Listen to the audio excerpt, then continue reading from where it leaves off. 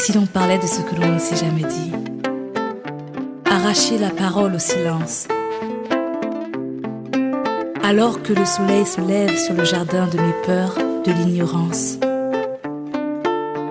Illuminer les coins obscurs du labyrinthe de ma liberté.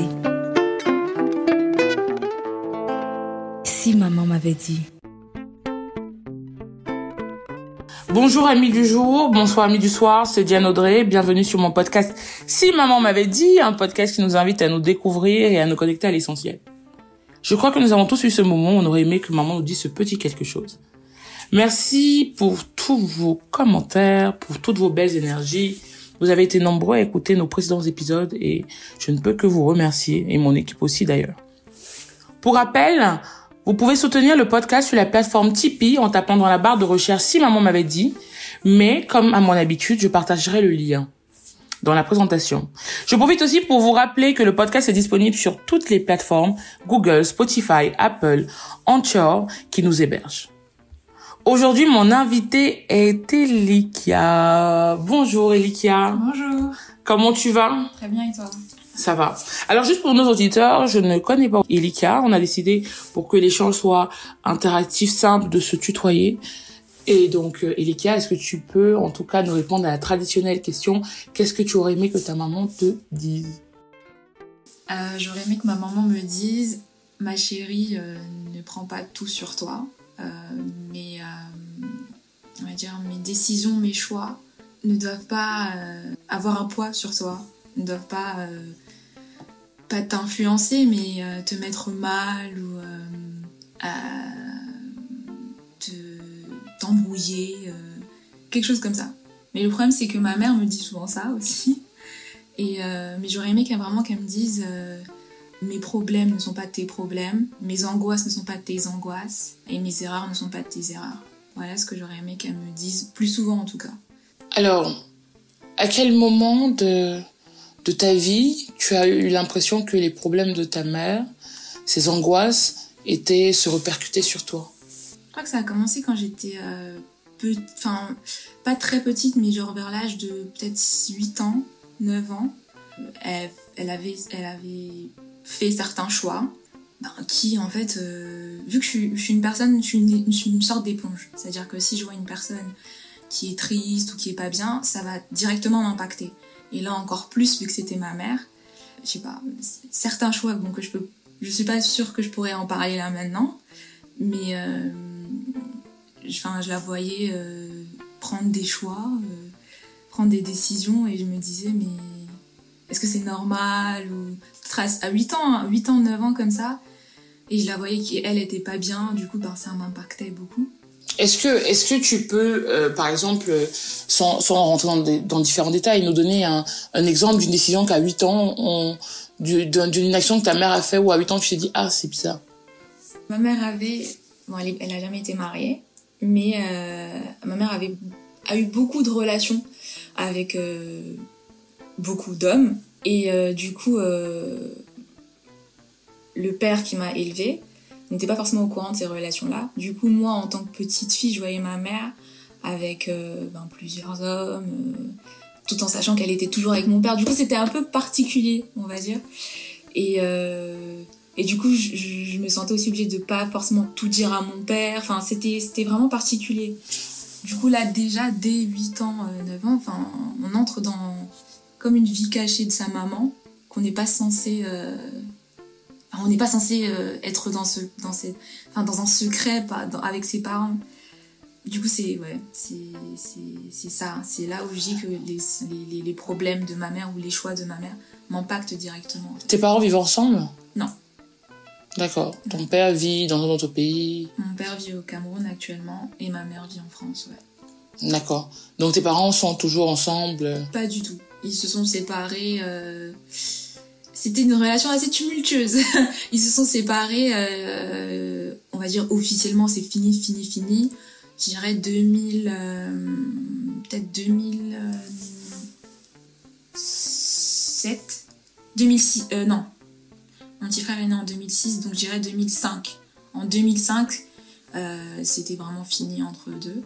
Et ma mère, elle avait une autre relation avec le père de mes petits frères, de mes 2 petits frères et petites sœurs. Et du coup, en 2005, c'était vraiment fini leur relation. Et tu as eu, ton père, pendant que tes parents étaient ensemble, ta mère avait d'autres enfants? C'est compliqué, très compliqué, oui. Bah oui, pendant qu'elle était avec mon père, elle avait eu un copain dont elle est tombée enceinte. Mais du coup, à ce moment-là, elle était encore avec mon père. Du coup, quand l'enfant est né, elle a voulu faire passer l'enfant pour l'enfant de mon père. Enfin, que j'appelle mon père, mais qui est un peu plus compliqué que ça. Mais oui, donc c'était assez compliqué. Ouais, parce qu'en même temps qu'elle était avec mon père, qui m'a élevée, elle est aussi avec un autre homme. Donc voilà, c'était un peu compliqué. D'accord. Dans tout ça, est-ce que ton père est donc ton père? Non.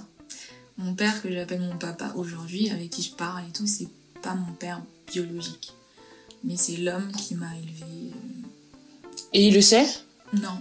Ton père ton père qui t'a élevé, qui pense être ton père biologique, ne sait pas que tu n'es pas sa fille biologique. Non. Et comment toi tu l'as su? Alors, je l'ai su en 2000. C'était la fin de l'année 2010, on rentrait dans l'année 2011. Ça devait être c'était au mois de décembre. C'était au mois de décembre, fête de fin d'année. Ma mère, qui aime beaucoup les fêtes de fin d'année, n'a pas pu les passer avec du coup sa famille. Du coup, on était nous deux avec mes petits frères et petites sœurs. Et en pleine nuit, je sais pas quelle heure il était, mais en pleine nuit, elle m'a réveillée. Elle était en pleurs, elle pleurait et tout ça. Et je la regarde comme ça, je lui dis qu'est-ce qui se passe? Et elle me dit, ma chérie, il faut que je te dise quelque chose. Et j'étais choquée. Je me suis dit, qu'est-ce qu'elle va me dire? Et là, elle me dit, j'espère que tu vas pas détester tes frères et tes sœurs par rapport à ce que je vais te dire maintenant. J'espère qu'après ce que je vais te dire, rien ne va changer et que tu vas me pardonner. Et je lui ai dit, ok. Bon, sur le coup, j'ai pensé, qu'est-ce qu'elle va me dire? Que je suis pas sa fille. À aucun moment, j'ai pensé qu'elle allait me dire que mon père, c'était pas mon père. Et là, elle me dit... elle m'explique un peu la relation qu'elle avait avec mon père biologique, comment je suis née et que voilà, en fait, que mon père, c'était pas mon père. Et j'étais à la fois choquée, mais pas trop choquée. Parce qu'au fond de moi, depuis que je suis petite, je sais qu'il y a un truc. Comment dire ça? Il y a quelque chose. Mais je sais pas quoi. Je pensais qu'on allait me dire que, je sais pas, que ma mère, c'était pas ma mère. Mais pas que mon père, c'était pas mon père, quoi. Et du coup, elle me dit ça, elle pleure. Elle me dit, j'espère que tu vas me pardonner. Et après, je lui pose des questions. Je lui dis, alors, c'était qui cet homme? Elle me dit, donc, ce qui s'est passé, c'est qu'elle avait 20 ans, 19 ans. Elle était toujours à avoir plusieurs copains.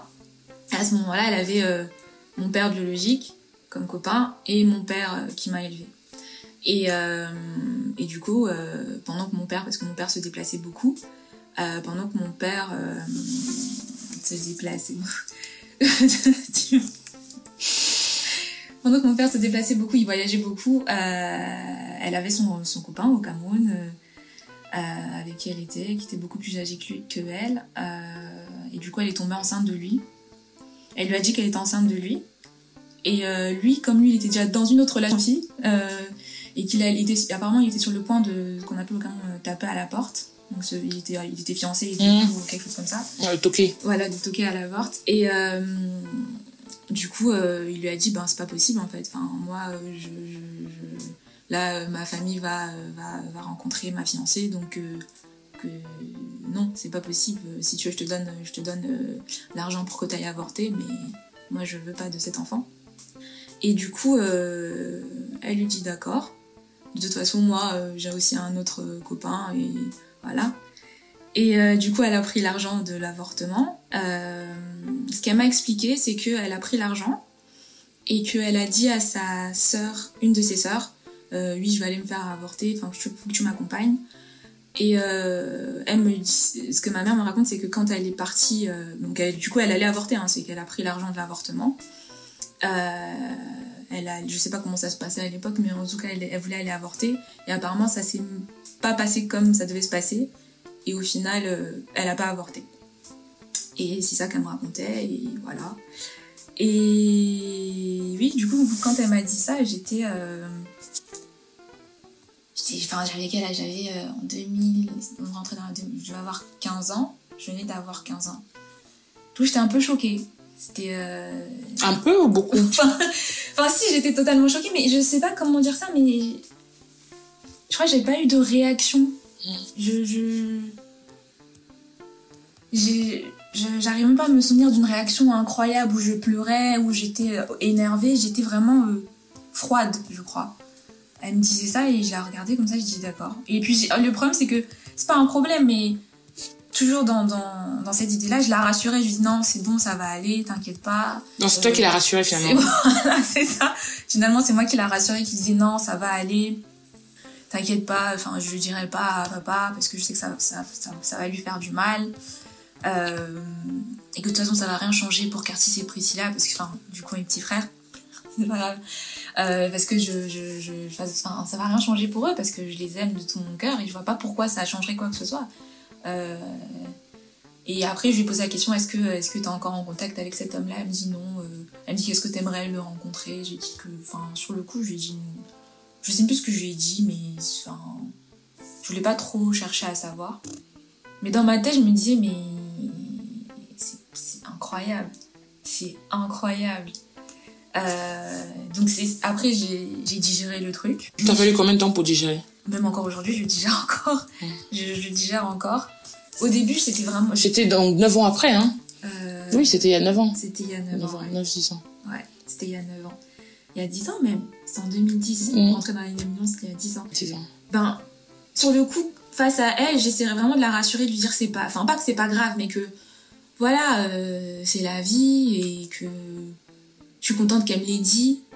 Parce que clairement, encore aujourd'hui, je me dis que si elle me l'avait pas dit là à ce moment-là, et qu'elle me le disait par exemple là, dans les années qui viennent, je pense à l'heure d'aujourd'hui, je sais pas si je l'adresserais encore à la parole. Parce qu'après, c'est passé des choses, enfin, voilà, l'adolescence, où j'étais pas forcément... Il y avait certains conflits.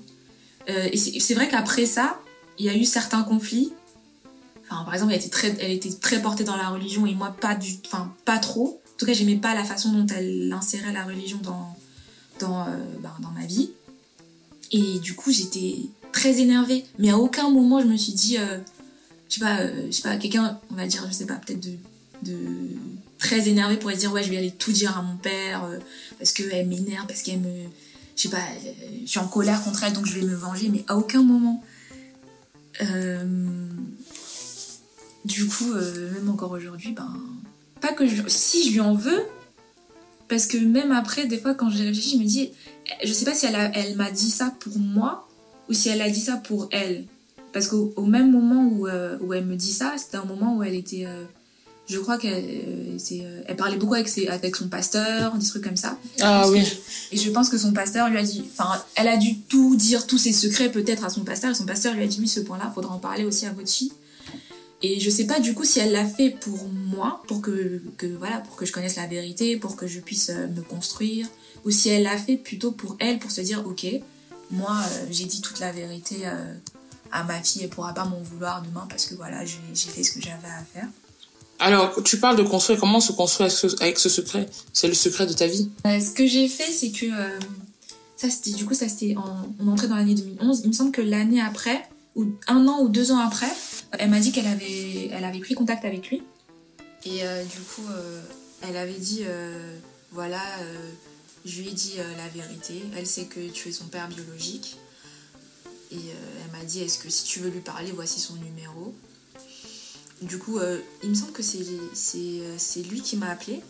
Et j'étais... Enfin, comment dire ça ? Je sais qu'à un moment au téléphone, je me suis énervée contre lui parce que je sais pas ce qu'il a essayé d'insinuer. On parlait au téléphone, comme ça, et... Ah oui On parlait au téléphone, et à un moment, il dit,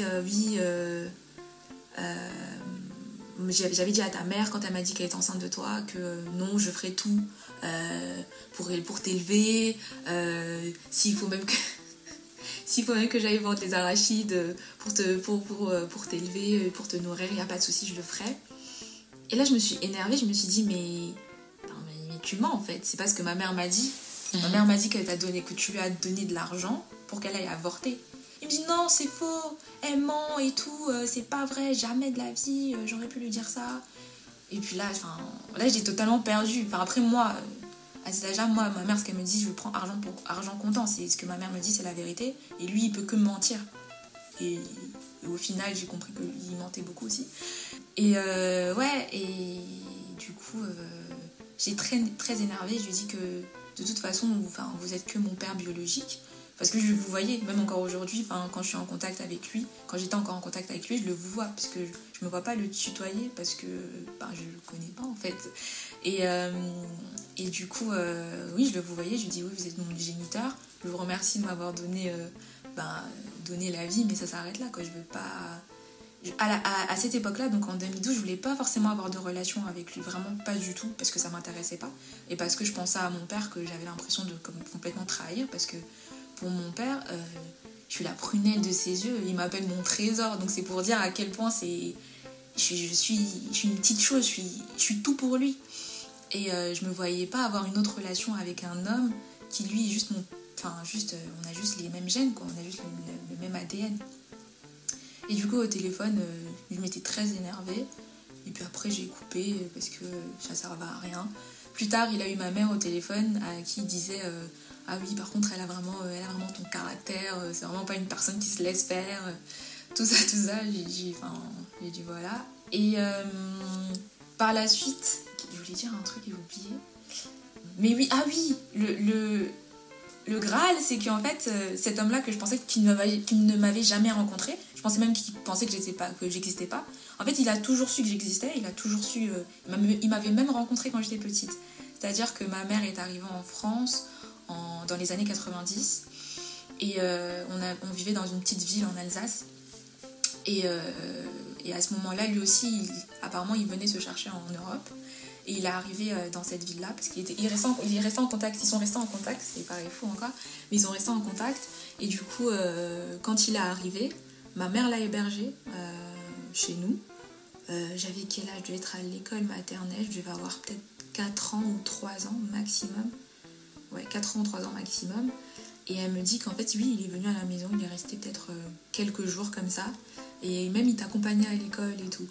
Et ça m'a choquée parce que je me suis dit, mais en fait, il sait que j'existais. Mais à aucun moment, cet homme s'est dit, ouais, j'ai un enfant qui partage mon sang et je vais peut-être, me soucier de cet enfant. Et apparemment, il avait dit à ma mère, du coup, ma mère m'a présenté à lui et il lui a dit, voici, c'est ta fille. Il a dit, ok, normal. Et après, il lui a dit, je sais plus ce qu'il avait dit. Il lui a dit un truc comme, de toute façon, il n'y a que les montagnes qui ne se croisent pas, qu'un jour ou l'autre, je vais la rencontrer d'une autre façon. Et du coup, ça m'a choquée, j'étais très énervée parce qu'il vivait vraiment quand j'étais petite, il vivait vraiment je crois, à 1 heure de route de là où j'habitais. Et ça m'a choquée. Mais après, j'ai compris que c'était un arrangement. J'avais l'impression que c'était un arrangement entre eux. Parce que, comme encore une fois, quand elle lui a dit qu'il était enceinte de lui, que lui, il a dit, moi, de toute façon, je ne le veux pas parce que moi, je vais me fiancer. Elle lui a dit, de toute façon, moi aussi, j'ai mon copain qui est là. Et puis... oui, en même temps, en fait, elle ne pouvait pas non plus avoir une relation... créer une relation entre toi et ton père, certainement biologique. J'ai ton géniteur, parce que ça remettrait en compte et en cause, peut-être... la paternité de celui qui t'a élevé, en fait, finalement. Oui, mais quand même, j'estime que lui, il a même pas cherché à comprendre, en fait. Il s'est dit, ok, donnant, c'est bien. Elle, il y a un autre homme qui a élevé mon enfant. Et moi, de toute façon, je vais pouvoir faire ma vie. Du coup, voilà, ça c'était en 2012. Et tout à l'heure, je me posais la question, comment est-ce qu'on se construit? Ce qui s'est passé, c'est que, je crois que c'était en 2017. J'étais en conflit avec mon père, un vrai conflit, c'était vraiment plus possible de se parler. Ton père biologique. Mon père, quoi, l'homme qui m'a élevée. Ouais, on était en très gros conflit. Pourquoi? C'était lié à tout ça? Non, c'était lié au fait que mes parents ont une relation très très tumultueuse, il y a eu beaucoup de conflits. Et en 2017, on est allé au Cameroun. Mon père a eu des problèmes, des soucis où il ne pouvait pas venir en France. Ses affaires ne fonctionnaient pas, des trucs un peu... Voilà. Et du coup, moi, il est retourné au Cameroun à cette époque-là, enfin à cette année-là. Et après, on devait se voir au Cameroun. Et j'ai vu que son seul problème, c'était l'argent en fait. Il voulait juste que ma mère l'aide financièrement. Et il me calculait pas. Enfin, quand je suis arrivée au Cameroun, il m'a pas du tout calculé. C'était pas son problème. J'étais vraiment pas son problème. Et du coup, je crois que c'est là, il y a comme une cassure. Enfin, et par la même occasion, comme j'étais au Cameroun, ma mère m'a dit: est-ce que tu veux rencontrer ton père biologique? Et je lui ai dit oui. Et du coup, on est allé le voir. Et je l'ai vu, déjà on se ressemble beaucoup. On se ressemble, enfin, on a les mêmes traits du visage. On a même petite taille. et le voir comme ça, c'était particulier. Et je crois qu'on a parlé. Après, j'ai commencé à pleurer parce que je me dis c'est pas normal en fait qu'on se parle comme ça. Et après, je lui posais la question: est-ce que du coup votre femme et vos enfants savent que j'existe? Et là, il m'a dit que non, ils sont pas au courant. Et du coup, là, je me suis dit je vois pas l'intérêt de. J'ai l'impression d'être je sais pas. J'ai pas l'impression d'avoir à la place que je mérite d'avoir qu'en tant qu'être humain, tu vois. Et du coup, je sais pas, ça m'a fait un coup. Parce que le fait qu'en plus lui il sache que j'existe et qu'il me calcule pas trop, il me calculait pas trop quand j'étais petite, et que là encore plus il me dit que sa femme ne sait pas que j'existe, que ses enfants ne savent pas que j'existe. Non, cette année-là vraiment c'était vraiment très compliqué. Et après j'ai expliqué ça à ma mère, que voilà c'était très dur, et que voilà que certes pareil, parce que ce que ma mère me disait souvent, c'est que oui, on n'a pas forcément besoin d'avoir un père dans la vie, c'est pas forcément nécessaire. Moi j'ai grandi sans père, je suis pas morte. Et du coup j'essayais d'intégrer ça, de dire c'est pas la fin du monde si j'ai pas de père. Ma mère a grandi sans père, elle est pas morte. Bon, au final je comprends que si ça reste important en fait. C'est peut-être ton père qui est recherché dans toutes ses relations avec les hommes. C'est vrai. Et ah oui, un point important aussi, c'est qu'avant que je le rencontre lui physiquement au Cameroun, c'est que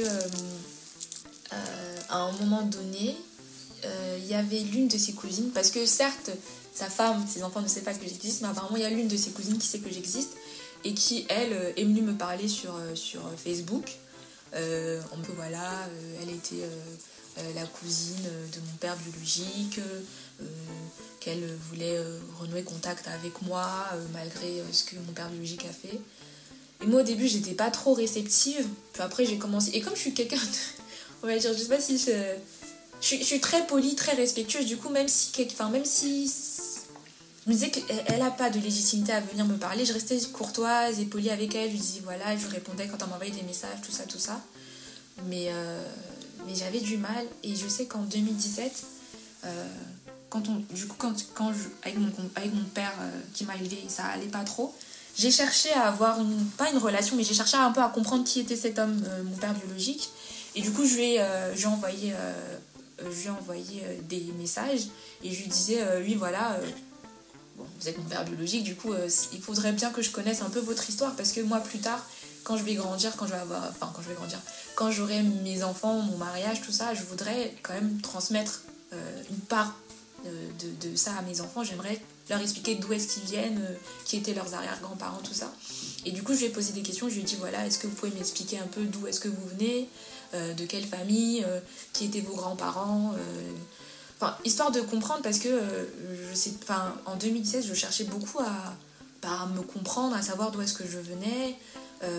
Ça rattrape toujours. Ça rattrape toujours. Oui. Donc, oui. Même dans nos sociétés, d'autant plus africaines, hein.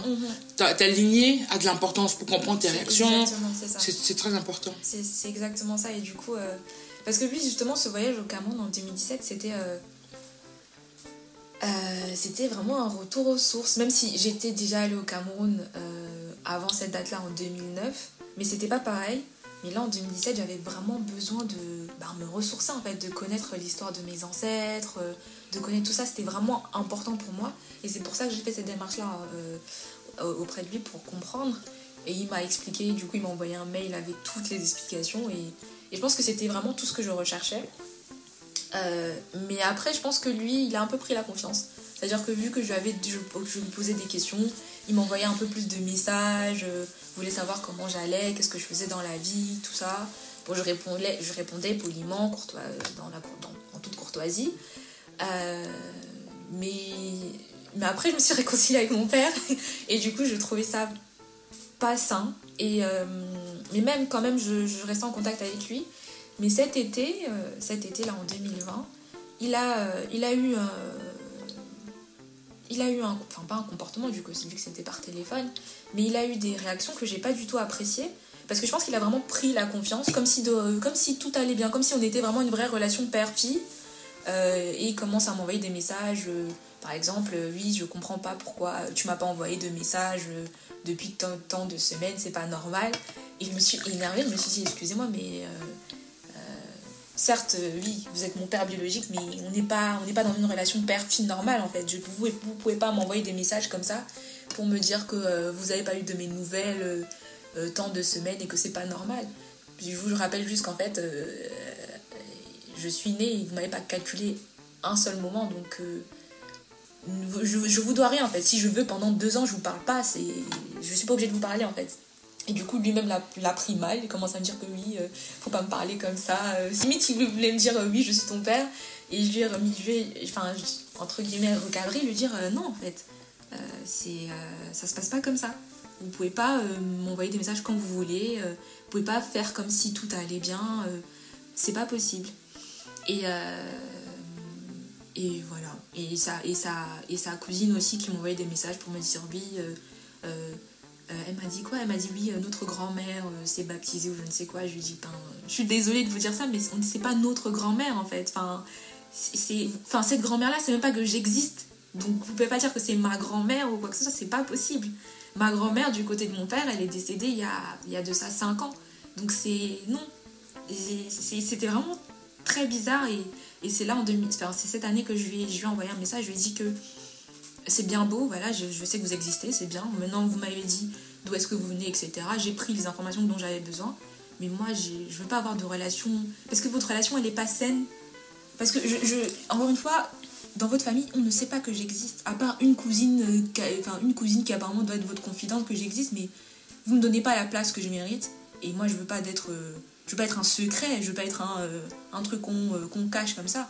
Enfin, je pense pas que j'ai besoin d'être cachée. Et du coup, j'ai coupé court. Je lui ai dit que voilà... parce que, encore une fois, lui...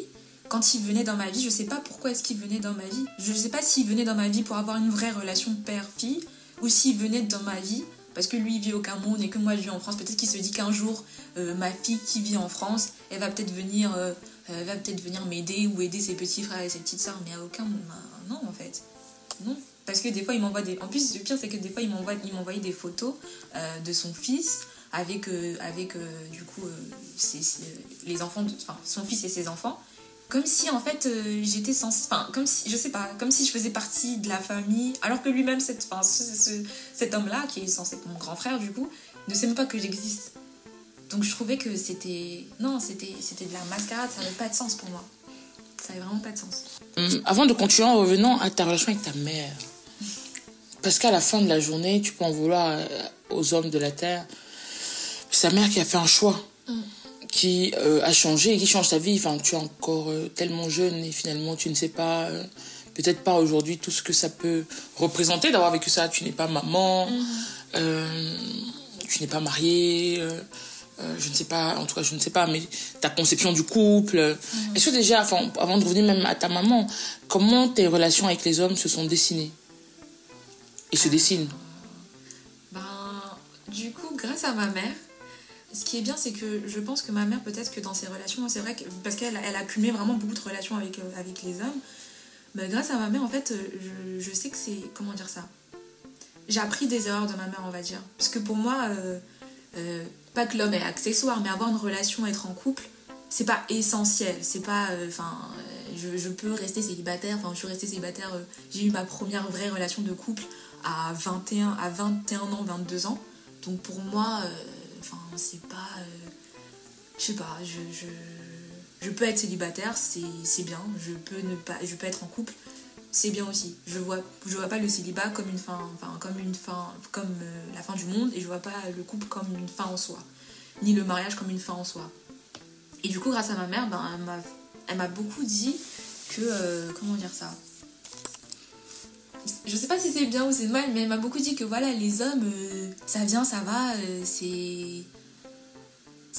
faut pas trop s'accrocher à eux.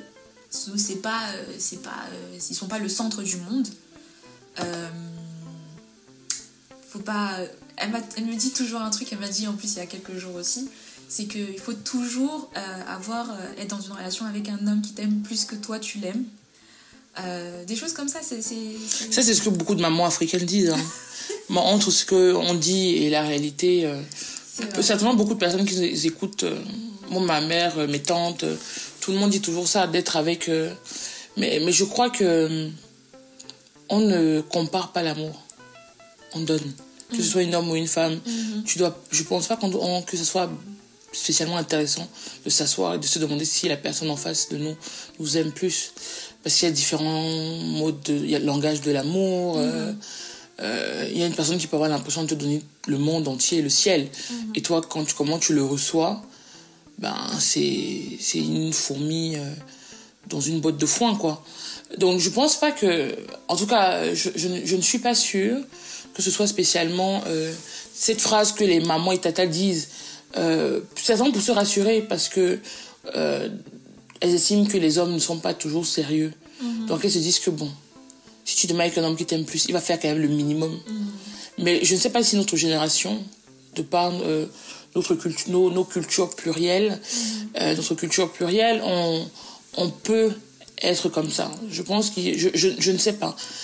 J'invite d'ailleurs nos auditeurs et auditrices à commenter. Je pense que l'amour ne se compare pas. On aime une personne. Et d'ailleurs, dès que tu te poses la question de savoir si l'un ou l'autre t'aime plus, tu peux changer tes réactions. Des fois, tu écoutes des personnes. Comme il m'a envoyé le message à 10h, comme il croit pour pas qu'il pense que je l'aime trop, je vais répondre à 15h. Tu vois et donc, tu changes ton comportement, alors que tu peux juste vivre le moment. Il t'envoie un message à 10h, que t'es contente. Tu réponds au message à 10h01. Et vous essayez d'avoir une relation saine. Et beaucoup de personnes qui disent ça, souvent, ma foi, n'ont pas des réactions saines. Ou quand maintenant leur gars va voir ailleurs, elles sont dépassées. Maman, le gars qui m'aimait, il est pas... l'amour est bien compliqué. Très compliqué. Mais ouais, je prenais tout ce qu'elle me dit, j'écoutais beaucoup. Mais après, moi, maintenant, je me suis fait l'idée de l'amour, du couple. Quelle idée tu te fais du couple aujourd'hui, justement avec... Donc, c'est 50-50. C'est-à-dire qu'on est égaux dans le couple. Il n'y a pas une personne qui doit faire plus que toi. Il n'y a pas une personne qui doit, je sais pas, plus te gâter que l'autre. Enfin, ça doit être fusionnel, en fait. Ça doit vraiment être fusionnel. Et comment dire ça je sais pas. Et encore une fois, il faut être, pour moi, ce que j'ai compris aussi, c'est que avant d'être en couple ou de chercher à être avec une autre personne, il faut déjà se connaître soi-même, s'aimer soi-même et savoir que être seul, c'est pas la fin du monde. Et être en couple, c'est la cerise sur le gâteau, on va dire. Et voilà, c'est l'idée que moi je me suis faite et que après j'ai compris. Et que oui, aussi un homme, c'est pas entre guillemets une carte bancaire ou un fournisseur, parce que la relation du coup que ma mère m'a un peu voulu me faire intégrer, c'est que voilà, un homme doit tout acheter, il doit. Voilà, c'est ça. Il y avait pas la culture du devoir. Il y avait pas d'échange. Il y a pas d'échange. C'est une personne qui donne et toi tu reçois. Et moi j'ai pas du tout intégré ça. Et voilà. Est-ce que tu as peur d'être maman ou pas? Non. Et comment tu aimerais? Tu as hâte? Ouais. Oh. Qu'est-ce que tu as vu et qu'est-ce que tu as vu ta mère faire que tu n'aimerais pas refaire ou reproduire? Est-ce qu'il y a des choses que tu n'aimerais pas reproduire? Est-ce que malgré tout ce que tu peux conseiller comme des erreurs de parcours de ta mère, tu lui as pardonné? Est-ce que tu penses que tu as gardé des séquelles, entre guillemets? Voilà. Les erreurs que ma mère a faites et que je pense que j'essaierai de ne pas refaire, c'est encore une fois, c'est que les problèmes de ma mère ne sont pas mes problèmes. C'est-à-dire que moi, j'essaierai de faire en sorte que, si Dieu le veut, que mes problèmes ne deviennent pas les problèmes de mon enfant, que mes angoisses ne deviennent pas les angoisses de mon enfant. Ça, c'est une chose... Je pense que c'est l'une des seules choses que je pourrais reprocher à ma mère. Parce que franchement, la relation que j'ai avec ma mère, c'est une relation très fusionnelle. Mais ultra fusionnelle. Malgré... c'est ça aussi qui fait que... Je pense qu'elle s'est, entre guillemets, confiée. Parce que là, j'ai pas l'impression qu'elle me... Comment dire ça? Qu'elle me disait quelque chose. J'ai l'impression que... Parce que ma mère et moi, on est très... Elle me prend beaucoup pour sa confidente. C'est pas qu'elle me prend, je suis que sa confidente. Comme elle aussi la mienne. Mais le point que je lui reprocherais, c'est que ces angoisses ne sont pas les miennes et j'espère que mes angoisses ne sont pas celles de mes enfants, ni mes problèmes aussi. Les séquelles que j'ai, c'est que je suis une personne très angoissée. Du coup, parce que ma mère, encore une fois, elle me dit beaucoup de choses. Même ses problèmes familiaux, à elle me les dit. Et du coup, ça fait que je suis en permanence angoissée, stressée, parce que je tiens à ce qu'elle soit bien, je tiens à ce qu'elle soit sereine. Et quand elle me dit que voilà, j'ai eu tel problème avec telle soeur, j'ai eu tel problème avec tel frère, ben moi ça me met mal parce que je vois sa souffrance, je sais que ça lui fait du mal et du coup ça me fait du mal. Et du coup les séquelles que j'ai de cette relation avec ma mère, c'est que je suis très très stressée, très angoissée. Je réfléchis tout le temps beaucoup. Et elle-même, du coup, elle me met très angoissée, très stressée. Et voilà, les séquelles que j'ai. Et la dernière question, c'était quoi déjà ? Je ne pourrais te dire, mais j'aimerais par contre savoir qu'est-ce que tu mets comme mécanisme, justement. Parce que avant d'être responsable des gens, il faut être responsable de soi, quoi. Avant d'être responsable de ta mère, il faut que tu sois responsable de toi. C'est qu'est-ce que tu mets en place pour ne plus être très angoissée, très stressée, parce que tu risques de toute manière, même sans le vouloir, de transmettre ça à ton enfant vu que ta mère te l'a transmis. Mes mécanismes, du coup, de défense ou... Oui, de protection. De protection de ton espace, parce que toi-même, tu as dit tout à l'heure, reconnaître être une éponge. À un moment, l'éponge n'absorbe plus l'eau. Hein. Et qu'est-ce que toi, tu mets en place pour justement let it go? C'est cette année que j'ai appris ça. C'est que peut-être au lieu d'appeler ma mère tous les jours, je vais peut-être l'appeler 2-3 fois par semaine. Et quand elle va me dire voilà, j'ai eu tel problème, je vais dire d'accord, je vais pas essayer comment dire ça, pas de comprendre, mais je vais pas essayer de rentrer dedans, c'est-à-dire lui poser plus de questions pour qu'elle continue à m'en parler, ou me dire c'est pas, ça peut être dur, mais je me dis après, quand je finis avec elle au téléphone, je me dis c'est pas tes problèmes, en fait, ne commence pas à stresser pour ça, tu ne peux rien y faire de toute façon. Tu n'as pas le pouvoir de faire en sorte que ses frères et sœurs et elle soient en paix. Tu n'as pas le pouvoir de ça, donc calme down, fais de la méditation, des stress, où je me fais plaisir, où je sais pas, je regarde un film, ou j'écoute de la musique, ou sinon j'écris beaucoup. Ce que je fais aussi, c'est que j'écris beaucoup. Dès que ça va pas, j'ai mon petit carnet, j'écris, ou je prends mon ordinateur et j'écris. Et j'écris tout ce qui me passe par la tête, et après... une fois que c'est fait, c'est fait. Mais en tout cas, par exemple, après, je sais pas de rebondir après. Par exemple, si lundi, on a parlé de tante X qui faisait X, Y chose, je vais pas encore, quand elle va m'appeler mercredi, lui dire oui, au fait, comment ça s'est passé avec tante. Je vais pas en parler. Je vais pas rentrer dedans. Ou ce que je vais faire, c'est que je vais essayer de lui dire arrête de te prendre la tête, c'est pas la fin du monde, maman, ça va aller. Et puis voilà, concentre-toi sur tes enfants. Sur nous, quoi. Justement, depuis elle voit le pasteur, etc., ça date d'il y a 10 ans, est-ce que sa vie avec les hommes a changé, a évolué? Non, parce qu'entre-temps, du coup, j'ai eu une petite sœur qui est pas le même père que moi, ni le même père que mes deux petits frères. Et du coup, ça a pas trop... Parce que la religion, je pense que c'était pas forcément ce qu'il lui fallait. Je pense que c'était plus une thérapie qu'il lui fallait que la religion. Oui, dans d'autres sociétés, beaucoup de gens se tournent vers la religion au lieu d'aller voir un psychologue ou dans certains cas un psychiatre. C'est ça. Et du coup, sa relation, elle a pas trop changé par rapport... avec les hommes, elle a vraiment pas changé. Qu'est-ce que tu dirais à ta mère si elle t'écoutait? Si elle m'écoutait, c'est une chose que j'ai déjà dite, c'est que prends le temps pour toi en fait. C'est des choses que je dis tous les jours même. Prends le temps pour toi, ok,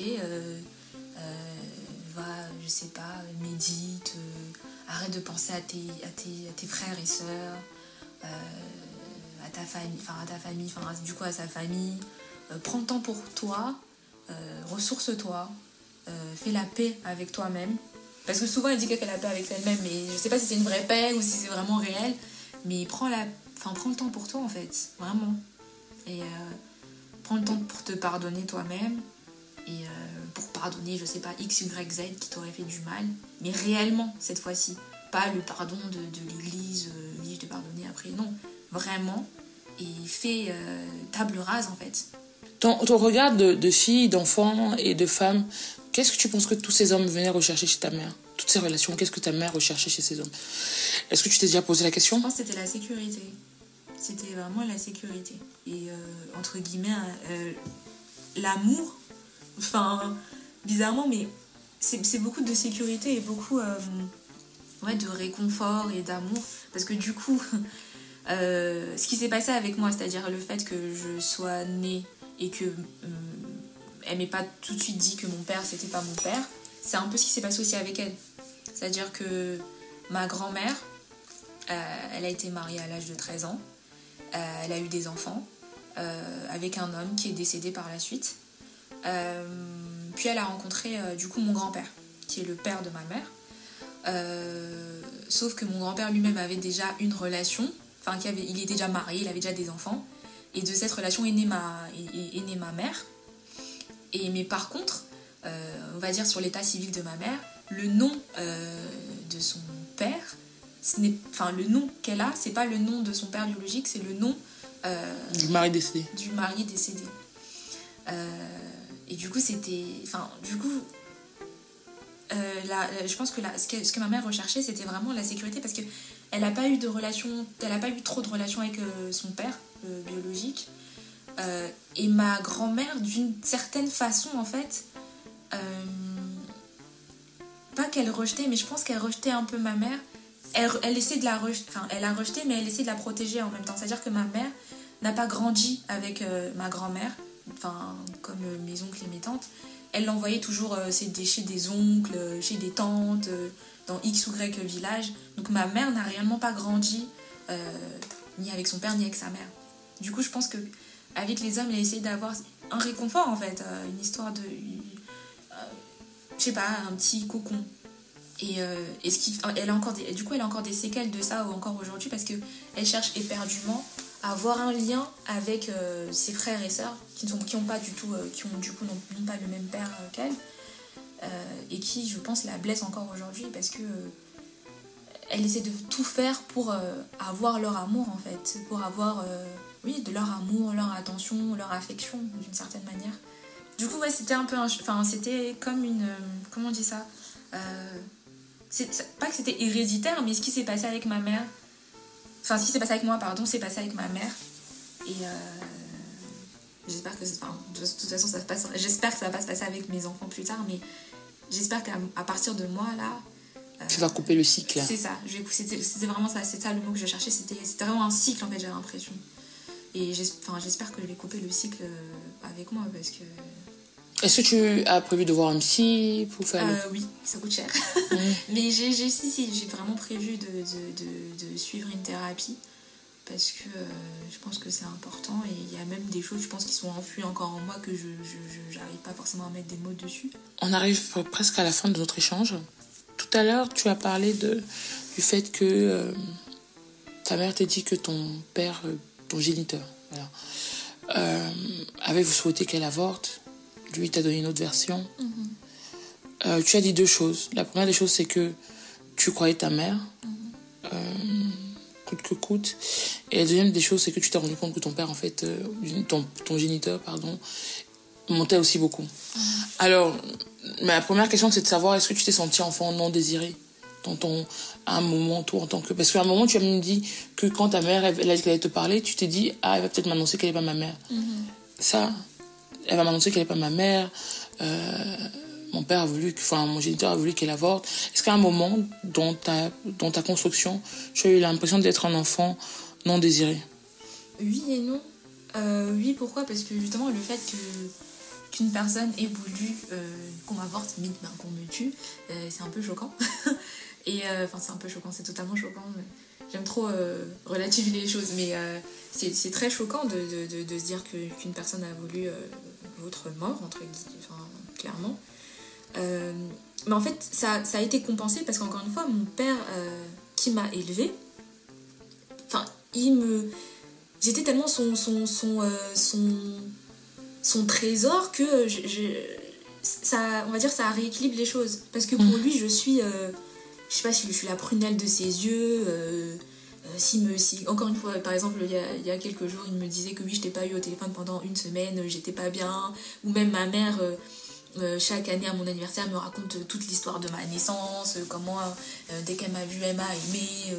Plein de choses comme ça. Et même quand je vois, quand j'étais petite, j'étais très pourri gâtée.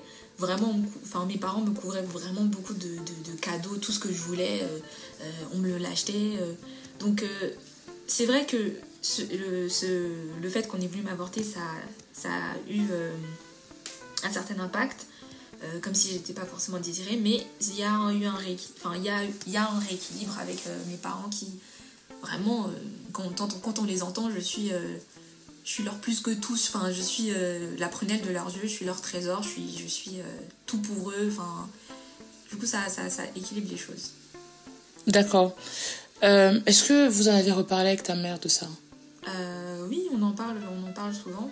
Je lui fais quand on en parle, c'est vraiment un dialogue, je lui dis que voilà, de toute façon, moi je lui ai pardonné,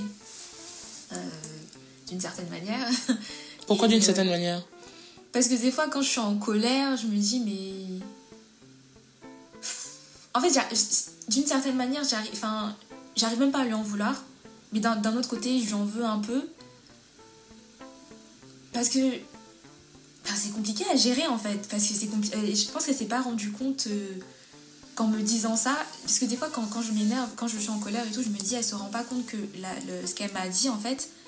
je sais pas, une autre personne qui était beaucoup plus fragile, ou je sais pas, ou qui était pas forcément bien dans sa tête, elle aurait pu, je sais pas, avoir des pensées suicidaires, ou je sais mais pas. tu sais que ce que ta mère t'a dit, ça peut le contre-choc peut avoir lieu à 40 ans. Oui, c'est que et ce qui est intéressant à observer, c'est que tu es constamment dans une posture de vouloir comprendre l'autre, de te dire que c'est pas très grave. Mais c'est très grave pour une personne d'avoir ce genre de nouvelles. Et il faut pouvoir reconnaître que c'est très grave, dire à la personne qui t'a donné la nouvelle que c'est très grave, verbaliser sa douleur, son ressenti, clairement, pour plus qu'il y ait de non-dit. Parce que quand tu dis que des fois tu as des colères, tu te demandes, 10 ans plus tard, si ta mère comprend ce que c'est, ce que tu aurais pu si tu avais été plus fragile, ça veut dire qu'au fond, toutes les deux, vous n'avez pas encore eu... peut-être la vraie conversation, vous n'avez peut-être pas verbalisé, tu ne lui as peut-être pas dit toute la colère, toute la douleur que tu as. Et je crois qu'on le voit de toute manière, des personnes qui vivent des choses à 15 ans et à 40 ans, entre guillemets, ils ont tellement souvent enfoui la douleur, relativisé la douleur, mais sauf que on peut te faire mal et tu vois la plaie et puis tu te dis ça fait pas mal. Au fur et à mesure, la plaie est pourrie. Jusqu'au jour où en fait on doit te couper la jambe, ou on doit faire... tu vois ce que je veux dire? Mais sur le coup, tu te dis c'est une blessure. Enfin, je veux dire, des blessures, j'en aurais dans ma vie encore et encore. Mais sauf que celle-là, elle peut s'agrandir. Si tu la nettoies pas, si tu prends pas le temps, elle peut se répertorier plus tard. Tu vois? Donc, si tu dis que tu as encore de la colère, c'est que peut-être de temps en temps de la colère, et que tu te demandes si elle a compris. Il faut qu'elle comprenne. Tu dois peut-être plus te demander est-ce qu'elle a compris? Tu dois savoir qu'elle a compris. Oui, c'est vrai. Des fois, je lui dis, mais bon. Mais c'est vrai que c'est intéressant ce que tu viens de dire. C'est très intéressant. Il faut que je fasse attention. Et même elle-même me dit qu'il faudrait que je fasse attention parce qu'elle sait que je suis une personne qui parle pas beaucoup et qui enfouit beaucoup, qui enfouit pratiquement toutes ses émotions, surtout la colère et l'énervement. met très rarement en colère. Il m'énerve très rarement. Enfin, voilà. Je sors tout ce que j'ai dans mon cœur très rarement. Du coup, c'est vrai que faudrait que... Elle me dit qu'il faut que je fasse attention à ça. Mais j'essaie encore de faire le travail sur moi. Enfin, je suis toujours en train de faire le travail sur moi, quoi. Mais voilà. Qu'est-ce que tu dirais à la petite fille qui avait 15 ans et qui sa maman lui a partagé ce secret? Qu'est-ce que tu lui dirais? Fais une thérapie. Et embrasse toutes tes émotions d'énervement et de colère, en fait. Embrasse-les tout de suite, parce que... peut-être que je suis une petite bombe à retardement, ou peut-être que tu seras une bombe à retardement. Mais surtout, fais une thérapie et parle-en avec un psychologue, parce que avec sa mère, c'est pas la même chose, parce que encore une fois, tu vas être dans une position où tu vas essayer de la ménager, en fait. Tu vas pas vouloir lui faire de la peine, alors que avec un psy, tu peux lui dire que voilà, j'ai été très en colère, j'ai trouvé ça dégueulasse qu'elle me dise ça comme ça, j'ai trouvé ça que c'est pas normal. Mais ça, par exemple, je sais que je le dirai jamais à ma mère. Donc voilà. Tu ne diras jamais quoi à ta mère? Enfin, pas que c'est pas normal, ça je lui dis que c'était pas normal, mais que... Elle sait que c'est pas normal vu qu'elle te l'a dit. Oui, mais ce que je dirais jamais à ma mère, ce serait que j'ai été très en colère. J'ai trouvé ça dégueulasse, ce qu'elle a fait à mon père et à moi, en fait. Parce que au final, avec mon père, ils ont eu une relation, comme j'ai dit, très tumultueuse, où apparemment, comme elle me disait, que quand elle était très énervée, elle lui disait que oui, en fait, oui, même ta fille que tu vois là, c'est pas ta fille, des trucs comme ça. Et ça, par contre, je lui dirais jamais que c'est dégueulasse de faire ce genre de ça. C'est dégueulasse d'avoir un comportement comme ça. C'est pas inhumain, puisque c'est humain, mais c'est limite... comment dire ça? Je sais pas, c'est effroyable de se comporter comme ça, vraiment. De mentir autant, de voir une personne les yeux dans les yeux, lui mentir comme ça, c'est waouh. Qu'est-ce que tu dirais à tes frères et sœurs qui potentiellement voient aussi, ont vu tout ce que tu as vu, hein, mais qui est-ce que vous en parlez? Si tu as vu. J'en parle pas du tout avec mes petits frères. C'est vrai que là, pour le coup, je pense que c'est en train d'avoir un impact sur ma petite sœur. Celle qui, du coup, ma première petite sœur, pardon, elle a 16 ans. Du coup, là, je sens que là, c'est en train de... Par contre, elle, du coup, elle est tout le contraire de moi, parce que là, elle est en train de vraiment de montrer le feu à ma mère, parce que... par contre, elle extériorise, c'est-à-dire que voilà, elle fait vraiment sa crise d'adolescence, elle sort quand elle veut, quand il y a un truc qui lui plaît pas, elle le dit à ma mère, enfin... Mais je trouve que d'un côté c'est bien, parce qu'au moins là elle l'extériorise, et peut-être que après ça va, enfin, ce sera passé. Mais du coup, ce que je dirais à mes petits frères, c'est que venez, on s'assoit, on discute, hein. Parce que vraiment notre enfance, notre vie, elle est pas facile. Mais venez, on s'assoit, on discute, et s'il faut que je vous paye une thérapie, je vous la paierai, hein. Mais en plus ça je l'ai déjà dit à ma mère, c'est que plus tard tout ce qui se passe là, si tu fais pas attention, tes enfants vont avoir besoin d'une très très longue thérapie, hein. Et ce qu'elle me dit, c'est que oui, les psychologues, ça sert pas à grand chose, mais bon, quand même, si quand on a un bon psychologue, après il faut avoir un bon psy, mais vu comment, dans quelles circonstances on grandit et on vit avec mes petits frères, c'est compliqué. Franchement, c'est très compliqué. Qu'est-ce qu'on peut te souhaiter? La paix d'esprit et la sérénité, et que je puisse accomplir toutes les choses que je vais accomplir, et qu'un jour tout ce que j'ai vécu là, je l'écrirai dans un livre, parce que là c'était que ma vie à moi, enfin il y a encore que le tiers de ce que j'ai vécu. Il y a encore plus de choses assez incroyables qui me sont arrivées dans ma vie, et que je mettrai par écrit, et qu'un jour j'espère je publierai un livre où je raconterai mon histoire, celle de ma mère et celle de ma grand-mère. Alors quand on écoute, parce que tu as 25 ans, quand on écoute déjà cette partie, on a l'impression que c'est quand même dingue. Et j'ai quand même envie de dire quel courage, d'une certaine manière, ta mère a pu avoir de te le dire, parce qu'il y a beaucoup de mamans ou de papas qui vivent ça et qui ne savent pas. et qui ne le dit jamais finalement, jamais en fait. De que ce n'est pas ton père, que deux, c'est pas ta mère. Bon, c'est plus dans l'autre cas. Ce n'est pas ton père et qui encore ont la capacité de se donner le nom de ce père et qui ont la capacité de créer des moments de rencontre avec ce père géniteur. C'est, à la fin de la journée, c'est une grâce parce que demain, tu aurais pu être malade. Et on n'aurait pas compris d'où ça venait, ni de la famille de ton père, ni de la famille de ta mère. Et alors que c'était chez ton géniteur, il y a cette maladie, et donc c'est logique. Après, je ne sais pas aussi, même sur des questions un peu, je n'ai pas envie de dire ésotériques, mais culturellement, je vois moi, par exemple, je suis bamileke, il y a des fois des rites qui sont nécessaires. Quand il y a des problèmes dans une famille, il faut aller souvent voir les crânes chez les bamileke des ancêtres. On aurait pu t'envoyer chez ton père qui t'a élevé, si tu étais bamileke par exemple, ça n'aurait pas fonctionné. Parce que ça aurait dû aller chez ton géniteur, parce que ce sont tes ancêtres. Donc c'est toujours quand même important et c'est une grâce, en tout cas d'une certaine manière, de pouvoir savoir. C'est sûr. Mais je vais rebondir sur ce que tu viens de dire, parce que du coup moi aussi je suis bamileke, et même des fois, j'ai peur de ça en fait, parce que je me dis si un jour il arrive quelque chose à mon père qui m'a élevée, et que, je sais pas, qu'est-ce qui se passerait si maintenant j'ai quelque chose à faire et que je dois être c'est son enfant, son aîné en plus, parce que je suis son aîné, parce que lui après il a eu d'autres enfants, mais je suis sa première fille. Si maintenant je dois faire quelque chose à son nom, je sais pas par où je vais commencer en fait. Bon, ce qui peut être intéressant, c'est que chez les bamis, ça peut être souvent le fils. Sauf qu'il n'y a pas de fille. Ah, il y a que des filles. Il a un fils, mais c'est le dernier. Donc, ça peut être le successeur. Généralement, le successeur peut être le seul garçon. Ouais. Mais en tout cas, oui, mais après, tu n'es pour rien. Tu viens avec un bon cœur, donc la question peut ne pas se poser. Mais après, je laisse la culture bamileke nous le dire. Qu'est-ce qui te donne envie de te dire que tu aimerais faire un livre? Est-ce que tu peux nous dire aussi quelles sont les choses que tu aimerais partager dedans? Parce que tu dis que c'est qu'un tiers de ta vie que tu nous as partagé là. Tu as vécu des choses plus dingues? Oui. Beaucoup de choses, des choses assez dingues, ouais, quand même.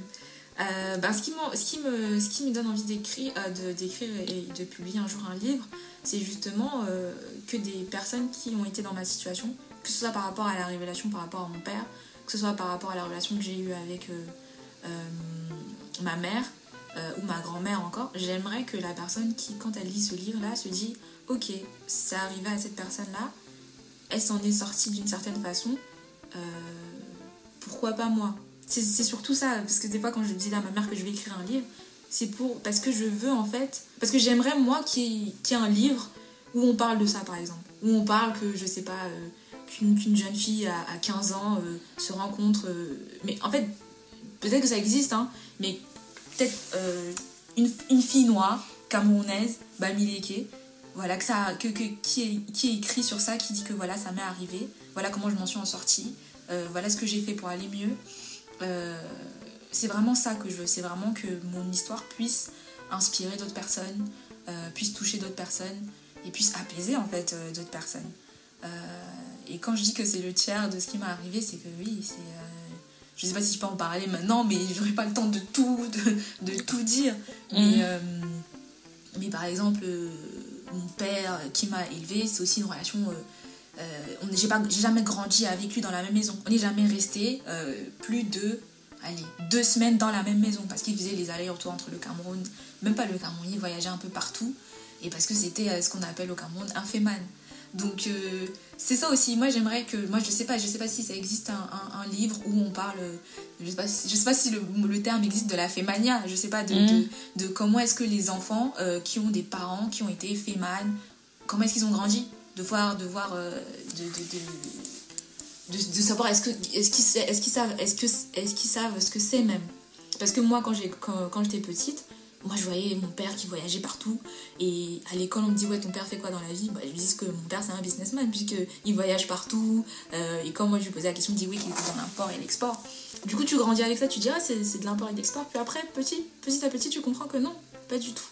C'est de l'escroquerie. Et le pire, c'est que moi, je fais des études de droit et qu'à un moment, je vais devenir magistrate et que quand je voyais ça et quand j'ai un code pénal, du coup, je regarde un peu les infractions, tout ça, et que je vois que, par exemple, le faux monnayage ou des infractions comme ça, ce sont des infractions ultra graves, très graves, c'est des crimes, c'est même pas des délits, c'est que c'est un crime, c'est une atteinte au sceau de l'État, enfin, c'est grave en fait. Et qu'après, quand je prends le recul, je vois comment j'ai grandi, que mon père me disait qu'il était businessman, qu'il était un homme d'affaires, et que tu vois ça, tu te dis, ah ouais, quand même.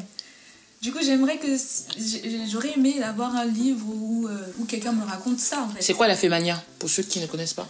Être un fémania. C'est un escroc. Il n'y a pas d'autre terme pour... Mais tu sais comment ils opèrent?